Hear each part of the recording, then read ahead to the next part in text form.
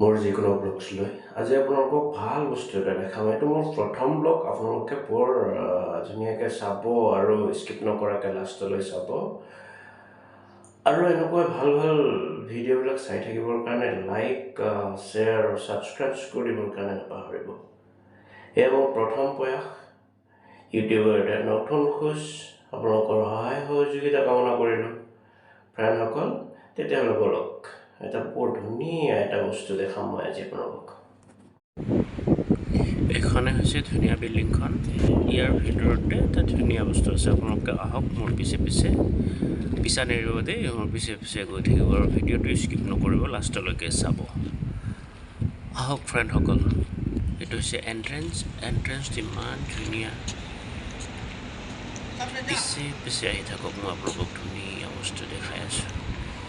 এইটো হৈছে garden area. ইমান ধুনীয়া জেগাটো, চালে চাই থাকিব মজা। আপোনালোকক মই সময় পালে কেতিয়াবা দিনত দেখাম। এইটো হৈছে ৰাতিৰ।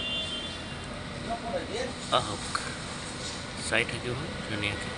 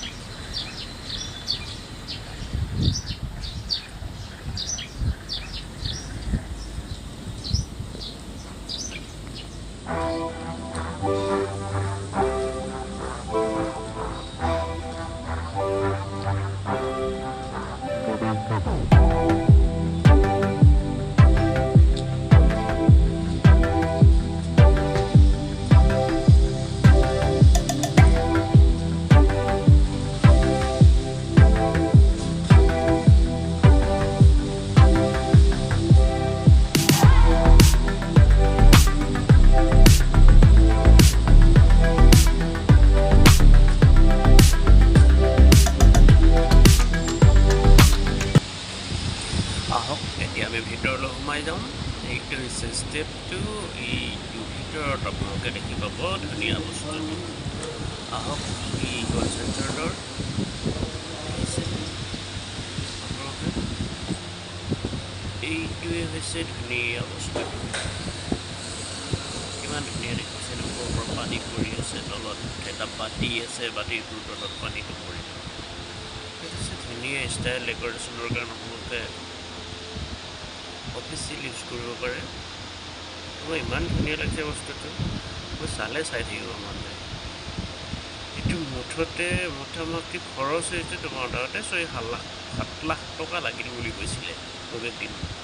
এই বস্তুটো ডিটেইলছটো ময়ো গম নাপাওঁ। আপোনালোকে চাৰ্চ কৰিব, চাৰ্চ কৰিলে গম পাব।